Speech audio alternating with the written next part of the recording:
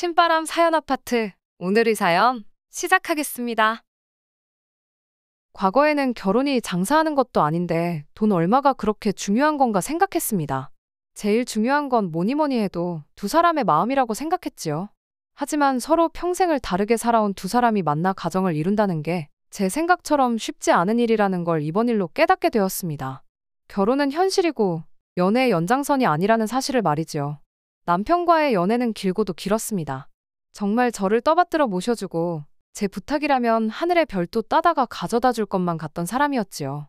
하지만 남편은 가족의 부탁이라면 하늘의 별은 물론이고 태양까지 가져다 줄 사람이었다는 걸 여태 모르고 살았네요. 요즘 대세는 반반결혼이다. 남자가 집을 해와야 한다, 그런 이야기. 결혼을 결심하고 난 뒤에 귀에 딱지가 않도록 들어온 말이지만 저는 친정에서 집을 해줬어요. 집 구할 때 조금 욕심을 내서 대출 1억 끼고 제가 여태껏 일하면서 모아놓은 돈까지 전부 탈탈 털어서 좋은 위치에 있는 집을 구했습니다. 결혼해도 계속 맞벌이 생활을 유지할 계획이었기에 두 사람 벌이로 대출 1억 이자 내는 거 부담 없었고, 사실 대출까지 받아가며 욕심을 냈던 이유도 아파트부터 해서 그 주변 지역까지 호재가 너무 많았던지라 그냥 몇 년 살기만 해도 집값이 대출받은 돈보다 훨씬 더 많이 오를 거라는 확신이 있었거든요. 친정에서 집 하는데 돈을 다 해준 이유는 별거 없었어요. 남편과 저희 집 형편이 조금 차이가 났거든요. 하지만 친정에서도 남편이라는 사람 됨됨이 하나만 보고 결혼을 허락해주고 집을 해주시기로 결정을 하셨던 거죠. 당장 집안 형편 차이가 난다지만 저희 집이 뭐 재벌 정도 되는 급도 아니고 그냥 부모님 노후 준비 넉넉하게 되어 있고 어디 가서 아쉬운 소리 할 일은 없겠구나 싶은 정도였거든요. 그러니 당장 돈 얼마 차이 난다고 해서 무작정 결혼을 반대하기보다 남편의 사람 됨됨이를 좀 더 파악해 보기로 하셨던 것 같아요. 그리고 남자라면 모름지기 생활력이 가장 중요한 거 아니겠냐 하시며 남편의 다른 장점인 생활력에 기대를 하면서 결혼을 허락하셨던 거고요. 저희 부모님께서도 현재는 넉넉한 형편이지만 처음 결혼 생활 시작하셨을 땐 상황이 썩 좋은 편은 아니셨답니다. 어려웠던 양가 가정 형편 속에 아무 도움 없이 결혼했고 두 사람 생활력만 가지고 맨땅에 헤딩을 해서 현재까지 오게 되신 거였고요. 그러니 생활력 있는 남편에게 기대를 하셨던 거예요. 남편이 저랑 연애하던 당시에도 주말에 저랑 따로 만나는 약속이 없다거나 하면 아는 지인 가게에 나가서 일을 돕고 일당 받아오는 식으로 투잡을 뛰었고, 회사 퇴근한 뒤에도 몸이 덜 피곤하면 대리운전도 나가고 배달일도 나가고 하면서 부업을 하는 식으로 돈을 모았었거든요. 홀어머니와 동생을 대신해 가장 노릇을 하느라 그런 것도 있었지만 그렇다고 해서 가족들한테 전 재산 퍼다 나르고 그러는 사람은 또 아니었어요. 비록 많은 금액은 아니었을지라도 그 어려운 상황에서도 저희 부모님이 해주신 신혼집에 혼수도 가득 채우고 리모델링 비용에 결혼식 비용까지 싹 다 남편 돈으로 할 수 있을 만큼 돈을 모아놓았었거든요. 저희 부모님도 남편의 그런 점을 높게 사셨던 것 같습니다. 그래서 결혼을 허락해주고 시작할 때 집이 있고 없는 게 차이가 클 거라며 큰 돈을 내주시면서 집을 해주셨던 거예요. 그리고 저희가 결혼 이야기가 본격적으로 나오기 시작할 때쯤 남편의 여동생, 그러니까 신우 또한 취직에 성공을 하게 되면서 그동안 남편이 혼자서 해야만 했던 집안 대들보 노릇을 이어갈 필요가 없어졌고 그 부담이 사라지게 되니 저희 결혼이 정말 빠르게 진행되기 시작했어요. 결혼하면서 남편이 먼저 저에게 어렵게 꺼낸 말이 있었는데 그건 결혼을 하고 나서도 시어머니한테 용돈은 계속 드리고 싶다는 말이었습니다. 그걸 못하게 할 이유는 전혀 없다고 생각했어요. 왜냐하면 저도 똑같이 친정부모님께 매달 30만 원씩 액수 얼마 되지도 않는 돈이나마 용돈하시라고 보내드릴 계획이었거든요. 친정부모님 재산이면 안 받아도 필요 없는 돈이긴 했지만 집도 해주셨으니 저도 이렇게나마 감사함을 표현할 계획이었었어요. 그러니 제가 남편의 결정에 더더욱 반대를 할 수 없었습니다. 저는 해도 되는데 남편은 하면 안 된다고 할 수는 없었으니까요. 아무튼 남편도 저랑 비슷한 금액선에서 용돈을 드리는 걸로 그 이야기를 끝냈습니다. 그 후 저희는 결혼식을 올리고 여느 다른 사람들과 다를 바 없는 행복한 결혼 생활을 보내게 되었습니다. 결혼 후 얼마 지나지 않아서 저희 집 주변에 새로 또 지하철 노선이 하나 들어온다는 호재까지 생기고 실제로 주변 지역이 많이 재개발되면서 덩달아 집값이 많이 오르게 되었어요. 그리고 저희도 저희 나름대로 알뜰살뜰하게 모아서 현금도 꽤나 모아놓은 상황이었고요. 그렇게 2년 조금 넘는 기간 동안 행복한 결혼 생활을 잘 보내고 있었는데 몇 달 전에 그 행복이 꼬이기 시작했습니다. 언젠가부터 남편이 퇴근하고 집에 오면 한숨만 픽픽 내쉬고 멍하니 생각에 잠겨있고 그랬어요. 그러다가 퇴근하고 집에서 놀고만 있는다고 뭐 돈이 하늘에서 떨어지냐며 총각때 하던 대리운전이나 배달 같은 부업을 다시 시작했어요. 퇴근하고 같이 저녁 식사를 하면서 그날 하루 어땠는지 그런 사소한 이야기 나누는 게 낙이었는데 남편은 그 소확행보다 돈이 더 중요하다고 하면서 퇴근 후에 또 일하러 나간다고 밖으로 나가버리니 저는 저 사람이 왜 저러나 싶었죠. 그러다가 결국 주말에까지 과거 나가던 지인 가게에 출근을 또 하기 시작했어요. 그렇게 되니 하루에 무슨 일이 있었는지 그런 소소한 대화를 나누기는커녕 한 집에 같이 살면서 잠만 같이 잘 뿐이지 얼굴 보기도 힘든 게 마치 룸메이트나 다름이 없더군요. 게다가 새벽 시간에 집에 돌아오는 날이 잦아지니 남편이 도어락 열고 들어오는 소리에 잠에서 깨기도 하고 평소 들어오는 시간보다 늦어지면 신경이 쓰여서 잠도 제대로 못 자고 그렇게 되더라고요. 아무리 돈이 좋아도 이건 아니다 싶어서 남편한테 우리 집값도 엄청 많이 올랐고 저금도 상당하지 않느냐. 내가 어디서 돈 더 벌어오라고 시키는 것도 아닌데 왜 그렇게 몸을 혹사를 시키지 못해 안달이냐고. 그냥 여태까지 하던 대로만 해도 우리 사는데 돈 부족할 일 없고 어려울 것도 없다고 너무 조급해하지 말라는 이야기를 꺼냈습니다. 제 말에 남편은 어디서부터 설명을 해야 할지 모르겠다며 이렇게 된 상황에 대해서 이유를 말해줬어요. 다시 부업에 투잡까지 시작하게 된 자초지종에는 다른 이유가 있었던 거죠. 알고 보니 신우가 멀쩡히 잘 다니고 있던 회사에서 갑작스럽게 해고 통보를 받게 되었다고 하더라고요. 그러면서 시댁이 현재 생활고로 힘들어하고 있다는 사실을 말해주더군요. 남편이 시어머니한테 용돈을 보내고 있긴 했지만 그걸로 두 사람이 생활을 이어가기에는 턱없이 부족한 액수였던 거죠. 저희가 맞벌이하면서 생활비와 대출이자 그리고 같이 모으고 있는 적금을 제외하고 남은 돈은 서로가 각자 관리를 하고 있던 상황이었어요. 남편 월급이라고 해봐야 월 300 중반 정도 되는 돈이었는데 그 돈으로 공동으로 내는 돈 다 내고 나면 얼마 남지도 않는 상황이었거든요. 시어머니 드린다던 용돈까지 빼면 더더욱 모자랐을 거예요. 그런 상황에서 남편이 마련해야 하는 돈이 이젠 용돈 수준을 넘어서 신우와 시어머니 두 사람 생활비가 돼버렸으니 그걸 혼자 충당하려니 투잡 쓰리잡을 해도 돈이 모자라도 한참 모자랐던 상황이 돼버린 거죠. 보니까 점심도 거르고 그 돈까지 싹 다 긁어서 보내주고 그랬더라고요. 직장인 점심값 해봐야 얼마나 한다고 말이죠. 답도 안 나오는 상황이었고 결혼하면서 그만하기로 했던 대들보 노릇을 다시 하게 된 걸 알게 되니 정말 까마득했습니다. 하지만 그렇다고 당장 가족들이 밥을 굶게 생겼는데 모르는 척 하라고 할 수도 없는 노릇이었어요. 신우가 해고를 당하긴 했지만 아직 나이도 어리고 그간 회사 다니면서 쌓인 경력도 있으니 금방 다시 취직을 하지 않겠냐. 그때까지 당분간만 이렇게 하면 안 되겠냐 부탁을 해오는데 제 월급까지 해서 시댁 생활비를 내주겠다고 나설 수도 없었고 그저 신우가 하루빨리 다시 일자리를 구하길 바라는 것 말고는 제가 할 수 있는 일이 없었습니다. 그렇게 모든 사실을 알게 되고 난 뒤 얼마 지나지 않아 신우의 새로운 소식을 듣게 되었습니다. 그 소식이 신우가 다시 취직을 해서 남편이 더 이상 투잡을 해도 되지 않아도 되는 상황이라는 소식이었다면 더할 나위 없이 좋았겠지만 그런 꿈만 같은 소식은 아니었네요. 아니, 따지고 보면 이게 꿈인가 생시인가 싶을 정도의 소식일 수도 있겠네요. 신우가 해야 할 취업은 안 하고 임신을 했다는 소식이었으니 말이죠. 신우가 결혼해서 가정을 이루고 있던 상황이라면 당연히 축하할 일이었겠지만 그게 아니니 정말 복장이 터질 노릇이었습니다. 신우의 임신 소식과 함께 알게 된 또 다른 새로운 사실이 가관이었습니다.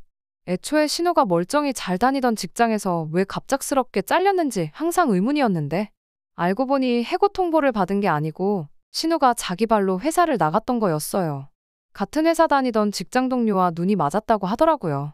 문제는 그 직장 동료라는 사람이 애까지 딸린 가정이 있는 남자였다는 거고요.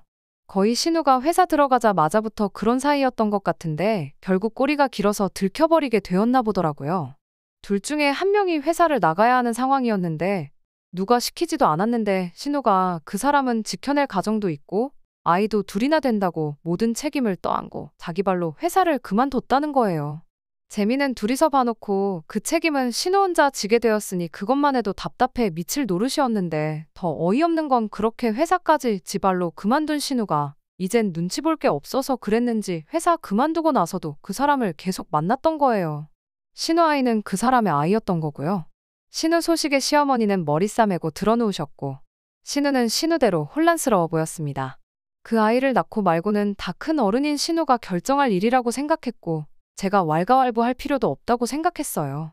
제가 달리 해줄 수 있는 건 없었고 대신 신우한테 일단 비상금으로 가지고 있으라고 남편이 보내주던 생활비와는 별도로 제 돈에서 300만 원 인출해 보내줬습니다. 신우는 그 돈을 받고도 별로 고마워하는 눈치는 아니었어요. 뭐 저도 생색내겠다고 보내준 돈이 아니기도 했고 신우도 그 상황에 심적으로 많이 힘들고 혼란스러울 테니 제 정신이 아니겠구나 싶어서 그걸 가지고 트집 잡고 그러지는 말자 생각하고 그냥 넘어갔습니다. 그 날로부터 2달이 지났는데 신우에 대한 별다른 소식이 없는 걸로 보아 신우는 그 아이를 낳기로 결심을 한 듯 보였습니다. 하지만 저도 여기서 냉정하게 하나 짚고 넘어가야 할 일이 있었으니 그건 남편이 보내주는 생활비 문제였습니다. 남편이 몇 달 동안 투잡까지 뛰어가면서 대주던 생활비를 그만해야 될 때가 왔다는 생각이 들었거든요. 신우가 그런 결정을 내린 건 자기가 책임질 수 있으니까 가족들과 아무런 상의도 없이 그런 결정을 내렸던 거 아니겠어요? 물론 몇 배로 더 힘들게 하겠지만 가정이 있는 오빠 돈으로 자기 아이를 키울 생각은 당연히 아닐 거라 생각했고 어쨌든 시어머니가 집에 계시니 아이를 돌봐주실 수 있을 테고 신우도 알바가 되었든 새 직장이 되었든 뭐라도 시작하지 않겠나 싶었거든요. 남편한테는 신우 상황은 이해하지만 신우 애까지 우리 돈으로 키워줄 수는 없는 노릇이지 않냐며 잔인하게 들릴진 모르겠지만 이제 시댁에 생활비 대주는 건 그만했으면 좋겠다고 솔직하게 말을 했어요. 시어머니 용돈 보내드리는 것까지는 뭐라고 하지 않겠지만 그렇게 할 거면 제가 남편 통장 관리를 직접 하겠다고 말했습니다. 제가 지속적으로 확인하지 않으면 또 점심값이고 뭐고 여유자금 생기면 싹 다 시댁에 보내줄 것만 같아서 꺼낸 말이었고요. 남편도 면목이 없다면서 제 제안에 선뜻 그렇게 하겠다고 대답해왔습니다. 오히려 지난 시간 동안 시댁에 생활비 보내주는 걸 이해해줘서 고맙다고 말해줬어요. 내 가족한테 돈 주는 게 곶감냐는 식으로 나올까봐 걱정했는데 그래도 제가 이해해주고 있었다는 사실을 알고 저렇게 말하니 다행이라고 생각했고 저희도 이제 다시 정상적인 생활로 돌아가겠구나 싶었습니다. 실제로 남편도 그 이야기가 끝나자마자 부업도 그만하고 주말에 나가던 투잡도 그만뒀었거든요. 몇 달 맘고생한 만큼 다시 행복한 결혼 생활로 돌아가겠다는 생각에는 그 어떤 의심조차 들지 않는 상황이었어요. 그리고 나서 얼마 지나지 않아 친정부모님한테서 좋은 소식을 하나 듣게 되었습니다. 친정부모님께서 점 찍어둔 부동산이 하나 있는데 저희가 관심이 있다면 그걸 양보해 줄 테니 어떻게 잘 굴려보라는 연락이었어요. 결혼 생활 3년 하면서 저희 집값이 많이 오르기도 했고 저축해놓은 돈도 상당했으니 그냥 은행에 넣어두는 것보다 뭐라도 해보는 것도 나쁘지 않겠다는 생각이 들던 차여서 관심이 가더라고요. 특히나 저희 부모님이 부동산으로 워낙에 재미를 많이 보신 분들인데다가 나름대로 부동산을 고르는 데 있어서 깐깐한 기준이 있고 안목도 있으시거든요. 그런 친정부모님이 자식인 저한테 추천해주는 부동산인데 당연히 실패는 없겠다는 확신도 있었고요. 저도 무작정 부모님이 소개해줬다고 덥석 물지는 않았고 제 나름대로 이리저리 검색도 해보고 조사도 해봤는데 그 집이 보니까 남편과 제가 다니는 직장에서 지금 사는 집보다 위치도 훨씬 좋고 집을 내놓으면서 인테리어까지 싹 다 고쳐놔서 추가적으로 돈이 더 들어갈 것도 없었어요. 요즘 같은 부동산 시장에 계속해서 집값이 오르는 지역이었던 건 말할 것도 없었고 말이죠. 다만 그만큼 돈이 많이 들어가겠다 싶었는데 그래서 생각한 게 지금 사는 집은 전세로 돌리고 대출 조금 더 받아서 저희 모은 돈까지 연끌을 해보기로 했습니다. 무조건 이득이라는 확신이 있다 보니 쇳불도 당김에 빼랬다고 부동산부터 다녀와서 저희 살고 있는 집부터 내놨고 그 후에 대출을 알아보고 있던 중 시어머니한테서 전화가 왔습니다. 결혼 생활 3년 하면서 저한테 전화 한번 먼저 하신 적 없던 분한테 전화가 걸려오니 저도 무슨 일인가 싶었죠. 대뜸 저한테 물어보는 말이 살고 있는 집 전세는 나갔냐고 묻더라고요. 부동산에 내놓긴 했지만 요즘 전세 매물이 잘 빠지지도 않고 내놓은 지도 얼마 되지도 않았기에 아직 연락 온 곳은 없다고 대답했어요. 제 대답에 한껏 밝아진 목소리로 시어머니가 제게 그러면 그 집에 신혼의 부부를 살게 하면 어떻냐고 묻더라고요. 살게 해달란 말은 둘째치고 신혼의 부부라니 그게 무슨 소린가 했습니다. 그 이후로 시간이 얼마나 길게 지난 것도 아닌데다가 신우 결혼식이 있었다면 제가 안 갔을 리가 없는데 대뜸 신혼의 부부라니 무슨 소리인가 싶었어요. 자세한 이야기는 나중에 이야기해 줄 테니 일단 살게 해줄 거냐 말 거냐부터 계속 물으시더라고요. 그래서 저는 얼마까지 생각하시는가 물어봤어요. 아무리 전세라고 해도 주변 시세가 3억 중후반에서 4억 사이로 나가고 있는데 솔직히 조금 의아하긴 했죠. 저희 집에 전세로 들어올 정도면 사실 조금 외곽이나 경기도권만 가도 전세 말고 매매로도 집을 구할 수 있는 큰 돈이었으니까요. 한 식구끼리 서로 돕는 거라지만 저희도 새 집 구하면서 새로 또 대출을 받게 되는데 전세가를 낮게 해주면 해줄수록 저희 대출액이 늘어나게 되는 건 당연한 일이었으니 부담스럽기 짝이 없었습니다. 그런데 이어진 시어머니 말에 제 귀를 의심할 수밖에 없었어요. 조금 무리해서라도 최대한 맞춰줘야겠구나 자포자기하고 있었는데 시어머니는 가족끼리 무슨 돈을 받냐며 애들이 무일푼이라 어디 들어가 살만한 전세보증금 모을 때까지만 살게 해주라고 너무나도 당연하다는 듯이 말해왔으니까요. 세상에 4억짜리 집에 공짜로 들어와서 살게 해달라고 할 줄은 몰랐으니 저도 모르게 큰 소리를 내며 놀라고 말았습니다. 그건 말도 안 되는 소리라고, 저희도 그 집 전세로 나가고 대출까지 받아야 새 집으로 이사가게 되는 거라고 남편이 그런 말은 안 해줬냐고 따져 물었습니다. 시어머니는 다 알고 있다고, 니들은 맞벌이 하니까 둘이서 대출을 받거나 친정에서 돈을 빌려오면 되는 거 아니겠느냐고 너무 쉽게 말을 하더군요. 더 이야기했다간 정말 안 좋은 소리까지 나올 것 같아서 일단 남편하고 상의해보겠다 말하고 전화를 끊었습니다. 상의해보겠다고 했지만 남편한테 좋게 이야기해서 거절하라고 할 심산이었어요. 그래도 시어머니인데 제가 싫은 소리 하는 것보다 남편이 좋게 말하는 게 더 나은 방법이라 생각했던 거였죠. 그리고 저녁 때가 돼서 퇴근한 남편과 있었던 일에 대해 이야기를 나눴어요. 그런데 남편도 시어머니랑 똑같은 이야기를 하더군요. 다른 사람도 아니고 내 남편한테서 생각지도 못한 대답을 듣게 되니 피가 거꾸로 솟는다는 말이 무슨 말인지 알겠다 싶을 정도로 혈압이 오르더라고요. 남편은 제 분위기를 살피더니 신우가 처한 상황이 너무 안쓰러워서 그런다며 신우 이야기를 꺼내더군요. 신우가 만나던 그 남자가 결국 지 처자식을 뒤로하고 신우랑 함께 하기로 했답니다. 그래서 시어머니가 그 둘을 두고 부부라고 했던 거고요. 그런데 문제는 그 남자 집에서 이혼을 안 해주겠다고 나왔답니다. 정확히는 이혼은 해줄 수 있지만 그럴 거면 전 재산 다 내놓고 몸만 나가라고. 그러면 합의 이혼을 해주겠다 나왔다네요. 매달 줘야 하는 양육비는 말할 것도 없고요. 아무튼 그 조건이 아니면 이혼은 없다고 나왔답니다. 그 와중에 신우는 정신 못 차리고 무늬만 아빠는 싫다고 해달라는 대로 다 해주고 이혼을 하라고 강요를 했고 결국 그렇게 두 사람은 결혼식은 일단 미루고 살림 먼저 합치게 되었다는 거예요. 그런데 당장 개털인 남자가 몸만 들어왔는데 집이고 뭐고 구할 방법이 없는 와중이었다는데 그때 저희가 마침 타이밍 좋게 집을 전세로 내놓은 상황이었던 겁니다. 남편은 조카도 몇 달 뒤면 태어날 텐데 집도 절도 없는 동생네 노숙은 시킬 수 없지 않느냐며 불쌍한 동생네 부부를 위해 저희 집을 내주자는 헛소리를 하고 있던 거였어요. 저희는 당장 맞벌이 하니까 대출 더 받는 거는 문제도 아니고 제가 원한다면 자기가 투잡 탓이 뛰면서 대출이자를 전부 자기 돈으로 감당하겠다고 그러면 상관없는 거 아니냐고 나오는데 아주 답답해서 속이 터지기 일보 직전이었습니다. 남편하고 이야기해서 잘 해결해 보려고 했는데 이건 제가 신우 혹은 시어머니랑 직접 만나 단판 짓지 않으면 끝나지 않겠다는 생각이 들었어요. 일단 남편한테는 나는 더 할 말이 없으니 나중에 다시 이야기하자고 하고 다음날 퇴근 후에 저는 시댁으로 곧장 향했습니다. 시어머니도 눈치가 있는지 말도 없이 불쑥 찾아온 제가 무슨 이야기를 하러 온지 어느 정도 짐작을 했나 보더라고요. 저보고 한가족끼리 너무하다며 집을 달라는 것도 아닌데 내 딸이 들어가 잠깐 살게 해주는 것도 못 해주냐, 더군다나 맏며느리면 가족들을 위해 희생해야 하는 거 아니냐 하는 말도 안 되는 소리를 늘어놓더군요. 그렇게 신우 살 곳이 걱정되면 어머님 집에 같이 살면 되는 거 아니냐, 아직도 한 집에 같이 살고 있는데 사위 한 명 더 드리는 건 또 안 될 게 뭐냐고 따졌죠.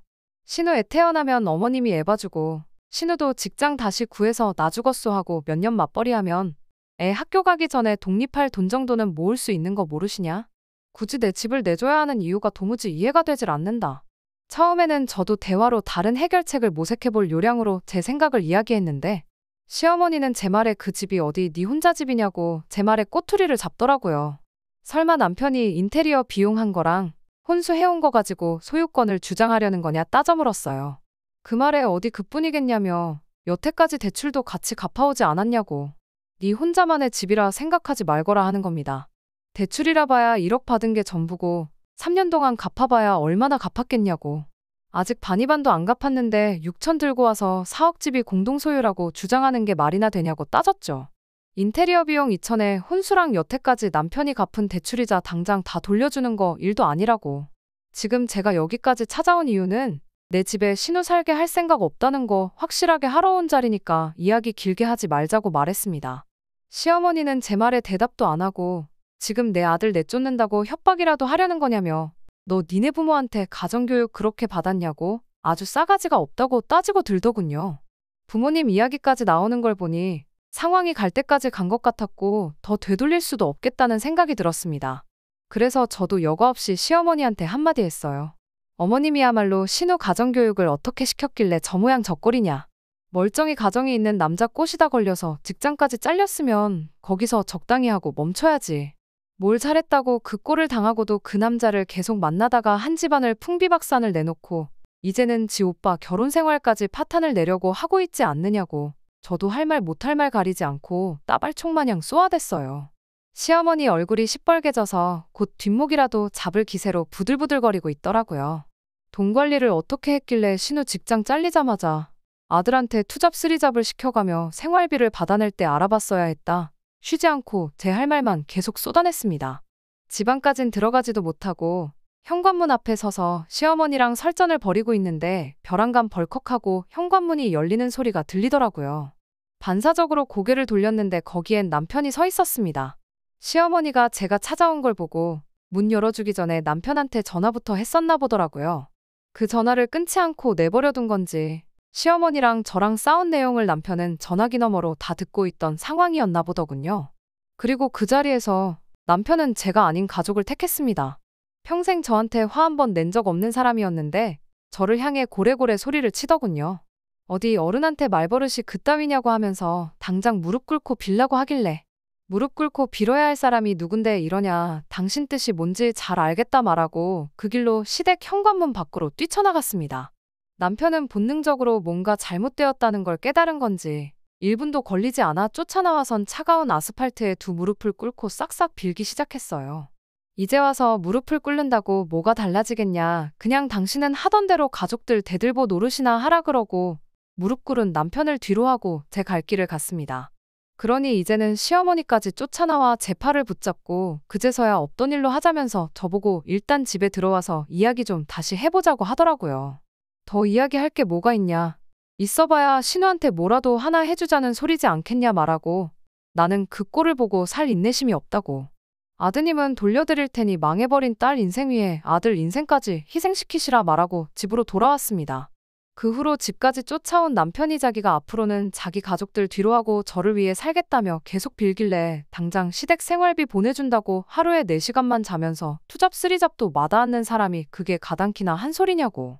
그렇게 하는 것보다 남은 인생 가족들 위해 사는 게 더 빠를 거라 말하고 이혼하자 했어요. 이혼 안 해줄 거면 시어머니랑 신우한테까지 위자료 소송 걸고 당신이 그동안 벌어놓은 돈도 가능한 대로 최대한 다 뜯어가겠다 했더니 그제서야 조용해지더라고요.